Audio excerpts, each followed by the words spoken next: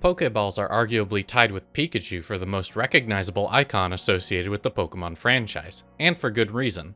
Throughout the mainline series, there have been almost 40 different types of Pokeballs for the player to use in catching their companions, but with all these balls available, only 2 species can be caught in every single one: the legendary Pokemon Dialga and Palkia.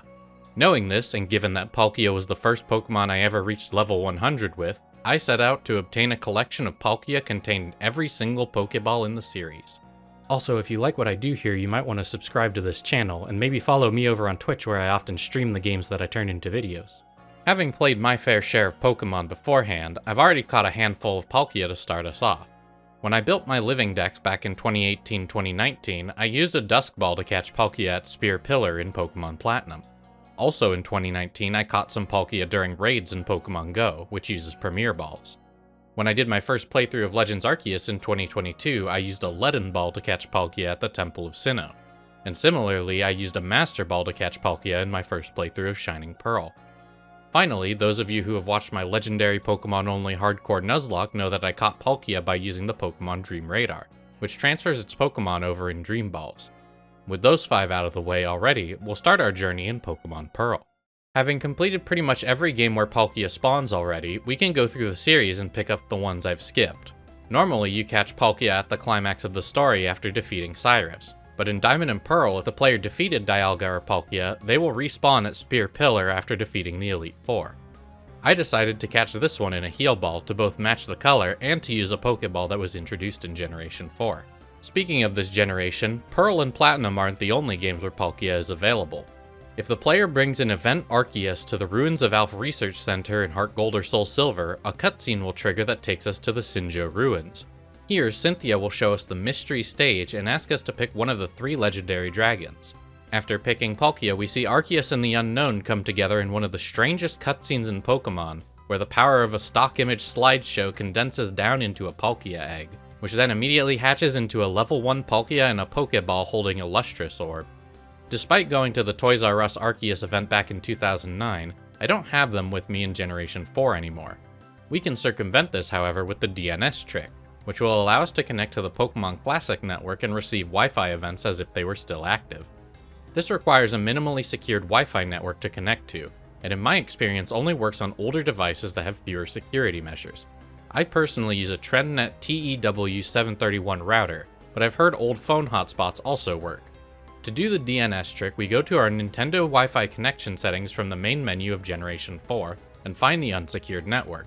We then set the auto-obtained DNS setting to No and put the primary DNS as 178.62.43.212 and the secondary DNS as 0000. With these settings, when you use Nintendo Wi-Fi connection features, you'll be connected to Pokemon Classic, which has support for the Wi-Fi Tower, Mystery Gift, and the GTX. The Toys R Us Arceus is available on Diamond, Pearl, and Platinum's Mystery Gift, so after receiving one, we can trade it to Soul Silver to activate the event, obtaining another Palkia for our collection. Now, Arceus isn't the only one cooking up some world-shaping shenanigans. There's one Pokeball that the last time I brought up this Dialga Palkia factoid, a handful of people said that I was wrong because Palkia can't be caught in the Park Ball, a sort of placeholder Pokeball used during a minigame when you transfer Pokemon from Generation 3 to 4 using the GBA cartridge slot. The Park Ball is entirely temporary, and any Pokemon you catch here will simply have whatever Pokeball they were caught in Generation 3. Even if you somehow got your hands on the item version of this ball in Heart Gold and Soul Silver, the game will still default to a Pokeball when used on wild Pokemon. Despite that arguing this ball counts as like saying that no one has ever completed a Living Form Pokedex because they're missing the Starmobile Revrooms or something, you should know that I don't take the word every lightly on this channel. So let's go over what it would take to catch Palkia in a Park Ball. My first instinct was to create a glitch Pokemon in Generation 3 that has the same index number as Palkia, which would then become one when it was transferred to Generation 4.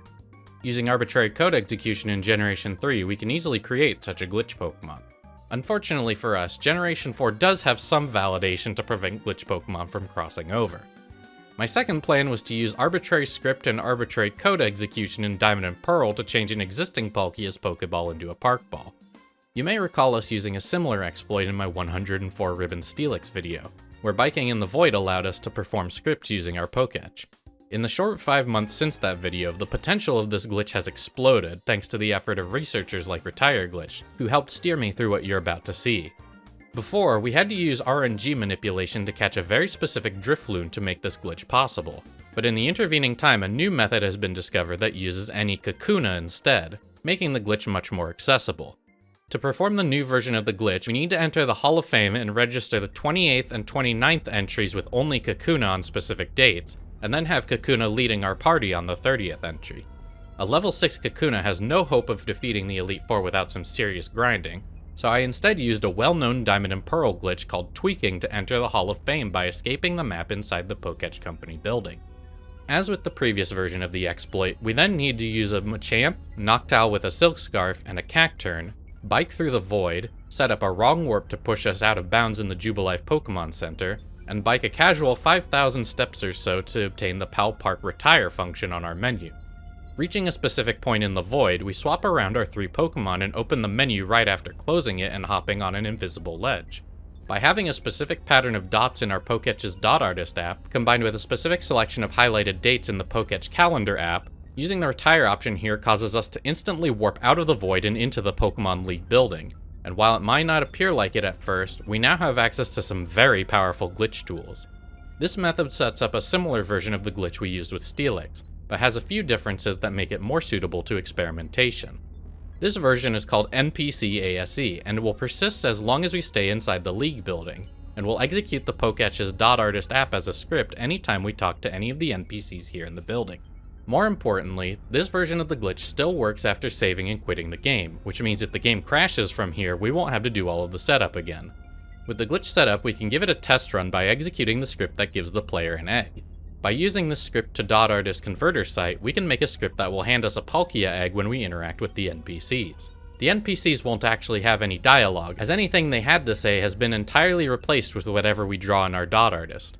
With a second, quite less legal Palkia egg in tow, we can hatch it using another script, creating a level 1 Palkia in Pokemon Diamond. Knowing that we might need a couple more Palkia, we execute a script that will block the PC from properly removing a Pokemon from any PC box space we move them from, effectively allowing us to clone a Palkia army in the span of a few minutes. We can use a modified version of the move changing script in order to edit other parameters in the Pokemon's data. Parameter 154 is in charge of which Pokeball the Pokemon has. Unfortunately, there doesn't seem to be an ID assigned with the Park Ball in any generation. While we can't view them in Generation 4 or 5 without crashing, there is an unused placeholder ID at OX19, between the Sport Ball at OX18 and the Dream Ball at OX1A. Despite this dead end, we can attach some interesting Pokeballs like this beta sprite of the Master Ball with a blue top, or this glitch version of what would later become the Moonball's ID. Well, at least if the game won't let me have a permanent Park Ball Palkia, we can still do the next best thing and catch a Palkia in a Park Ball by putting it into Pal Park. Using another of Retire's scripts, we can copy our party Pokemon into the data of Pal Park, and then fly there and enter the catching show. By going to the mountain habitat, we can find Palkia, which plays its theme music, as well as allows us to catch it with a Park Ball. Is this a ton of work to appease people who probably only care about being slightly right and won't see this as a real Park Ball Palkia? Maybe. But as far as I'm concerned, this absolutely counts, even if it won't be staying in the final collection.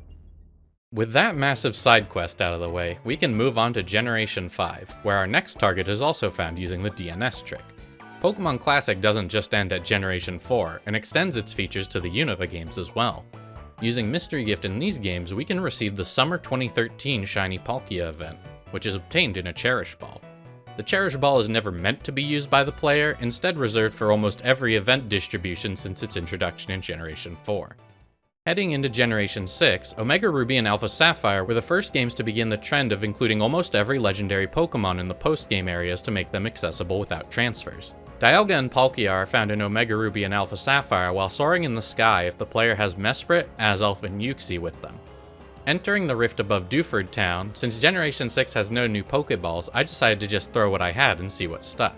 In the end, we managed to add a Great Ball Palkia to our collection. Generation 7 sees the introduction of the Beast Ball, so in Ultra Moon I spent some time hunting down Palkia via the Ultra Warp Ride. This minigame is interesting for a few reasons, notably its extremely high shiny rates for non-legendary, non-Ultra Beast Pokemon. When going into high-tier Ultra Wormholes that are extremely far away, The shiny odds can be as high as 36%. Just while trying to find Palkia, we ended up with 4 shiny Pokemon, including 2 Medicham, a Heliolisk, and a Crustle.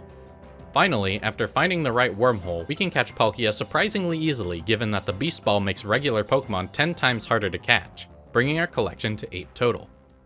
Now Generation 8 is at the center of this challenge because Sword and Shield has the fastest time from starting a new game to being able to catch a Palkia.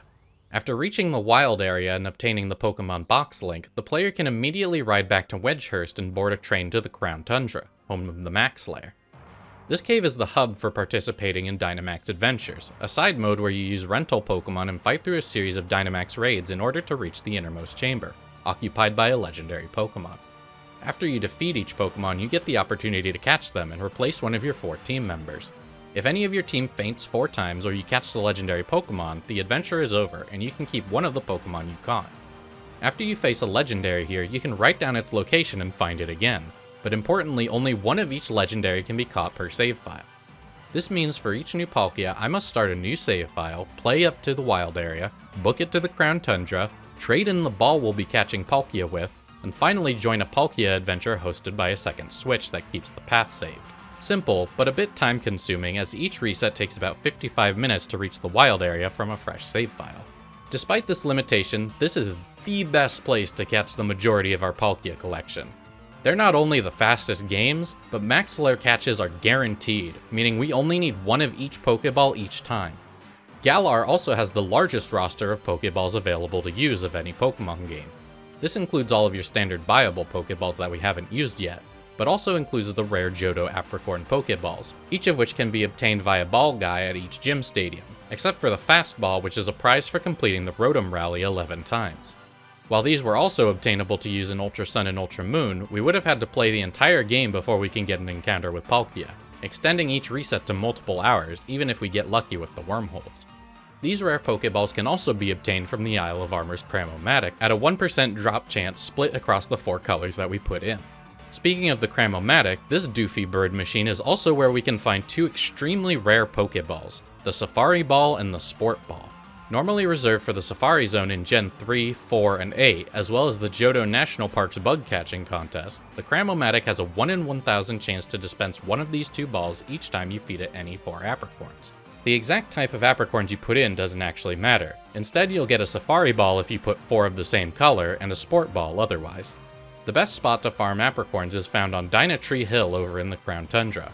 There are 11 to 13 hidden item spots encircling the tree that respawn daily, each giving a random Apricorn.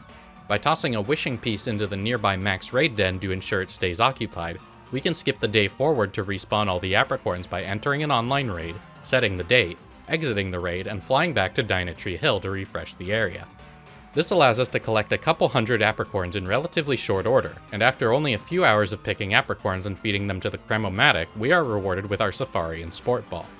With all of the balls we need, we can head over to the Max Lair to face Palkia once more. Even though we know where to find Palkia and have the balls to catch it, we still have one more hurdle, getting to Palkia consistently. Anyone who's done Dynamax raids with the AI trainers knows that they're not great, and when you can't choose which Pokemon appear, the issue only gets worse when you end up with nothing good to take down the boss. We can solve the first issue by minimizing how many AI trainers we bring with us by having our friends join our raid, allowing us to coordinate who takes which Pokemon. The problem of not getting the Pokemon we need is simpler than it seems. Turns out, Game Freak really didn't want you to quit Dynamax Adventures early. To this end, they implemented a penalty for quitting where the Pokemon you saw won't change until you've completed an adventure the intended way. We can use this against them by finding a path that is guaranteed to defeat Palkia, and then having our host switch quit out without completing the adventure, effectively preserving the encounters we found while we catch our new Palkia on our other game. The attendant here at the Max Lair does catch on to the save scumming eventually after 3 consecutive resets, and begins to ask for increasing quantities of Dynite ore to allow you back into the lair, starting at 3 and increasing by 1 ore each reset, capping at 10 ore per. It's well worth it though, as we found a path that has everything we need. Maractus with Storm Drain to eat Palkia's Max Geyser, Azumarill for damage, and Alchemy and Ribombee for support, easily destroying Palkia every time. After 18 playthroughs of Swords opening, we can add the Ultra, Safari, Dive, Luxury, Nest, Net, Repeat, Timer, Quick, Fast, Friend, Heavy, Love, Level, Lure, Moon, and Sport Ball Palkia to our collection. We also found a random 1 in 300 shiny Azumarill doing this process, but I took Palkia with me instead, bringing the total shinies to 5 and the total Palkia to 26. Finally, with all the orthodox Pokeballs out of the way, we reach Pokemon Legends Arceus. This one game accounts for over a quarter of all Pokeballs available, introducing 10 different types to use throughout the Hisui region. This game also highlights our second exception introduced in Brilliant Diamond and Shining Pearl, the Strange Ball. Like the Park Ball, this one is more of a placeholder than a real option for trainers to use. Whenever a Pokemon in a standard Pokeball appears in the Hisui region, its Pokeball appears as a Strange Ball. The inverse is true for Hisuian Pokeballs in other regions. So this isn't one we can have permanently, but we can still use them by having Palkia from different regions in the Generation 8 games. Like the Park Ball, I won't count this as a real Pokeball for our total, but it's worth mentioning. Now Dialga and Palkia are interesting within the context of Legends Arceus. When you reach the climax of the story, the leaders of the Diamond and Pearl clans, Adaman and Irida, will approach to help with your trials in assembling the Red Chain. Only one of them can go with you, and the game's ending changes depending on who you picked. One of the legendary dragons will appear first and absorb the Red Chain's power, allowing you to catch them in one of the 9 regular balls available in Hisui. Palkia if you chose Irida, and Dialga if you chose Adamant. The other dragon appears in its origin form later, and you craft the origin ball to capture them and heal the space-time rift. This single origin ball is a key item, and you can only use it on Dialga or Palkia, making this one ball the only reason these are the only Pokemon that can be in every type of Pokeball. Unlike Galar, there's a bit of story progression that we have to complete before being allowed to catch Palkia each time. And by a bit, I mean pretty much all of it. The biggest roadblock is unlocking the Alabaster Icelands, the final area of the game which requires the player to reach Star Rank 5 in the Galaxy Survey Corps. Star Rank is tied to Pokédex research, so we can get the first 4 stars for free by bringing in every single species in the Hisui Pokédex from Pokemon Home, counting for both the number caught and forms obtained tasks by bringing in the gender differences in various forms of Pokemon like Unknown and Rotom. The last star can come from the research that we perform throughout the game. By sending our starter to the Paldea games via Pokemon Home, we can use EXP candies to get them to an extremely high level. They'll still obey us because we're their original trainer and we met them at level 5, and this also lets us get some research by evolving them back in Legends Arceus, as well as research them by seeing them use their signature moves in all the required battles. Even with all these advantages, I'm no speedrunner and each attempt took on average 5 hours to complete. The first 2 runs also have a second hurdle, as the Gigaton Ball is unlocked at Star Rank 7 and the Jet Ball is unlocked at Star Rank 8. Rather than doing 3 extra stars of research, we can obtain these 2 after unlocking Braviary in the Alabaster Icelands. Once we set up the second camp, we can participate in the balloon race minigame. If we pop 40 or more balloons in a single race here in the Icelands, we can get a reward of 3 Jet or 3 Gigaton Balls. Ultra Balls are also only craftable at Star Rank 6, but Volo will sell them at the peak just before we go to catch Palkia, and Commander Kamado will hand us 10 of them for free right before our fight. After siding with Irida 9 times, we can add the Hisuian Pokeball, Hisuian Great Ball, Hisuian Ultra Ball, Hisuian Heavy Ball, Gigaton, Feather, Wing, and Jet Ball Palkia to our collection, bringing the total to 35. Each playthrough doesn't end at Palkia though, as the game prevents you from transferring Palkia out of the game until the final cutscene, as they have a role to play in blocking Dialga from nuking you along with the rest of the Temple of Sinnoh. We also managed to find 2 shiny Pokemon just playing through the game this many times. There's another shiny in this whole process. I was literally just thinking as we ran past the Ursaring, hey, it would be pretty funny if we found another shiny. There's a Psyduck outbreak. Should we go check it out, see if there's any shinies? It's right there. I mean, like, you know. Might as well, right? I was joking! Finally, we have the Origin Ball, the one-of-a-kind truncated icosahedron that this entire challenge centers around. With one more playthrough of Legends Arceus, we finally side with Adaman, allowing us to catch Dialga first, causing Palkia to appear instead to destroy the temple. Space Bombs in hand, we defeat Palkia one final time. Throwing our Origin Ball, we complete our challenge, and have now collected Palkia in every Pokeball in the series. Across 9 games, the bowels of Generation 4's most powerful glitches, 7 shiny Pokemon, 36 Palkia, and 38 kinds of Pokeballs, our journey has finally reached an end. I'd like to thank Toxicognath, Hugs, Salacasto, Chodokana, and Regiultima for their help in the Max Lair, and Retire Glitch with their help in Generation 4's ASE. And thanks for watching.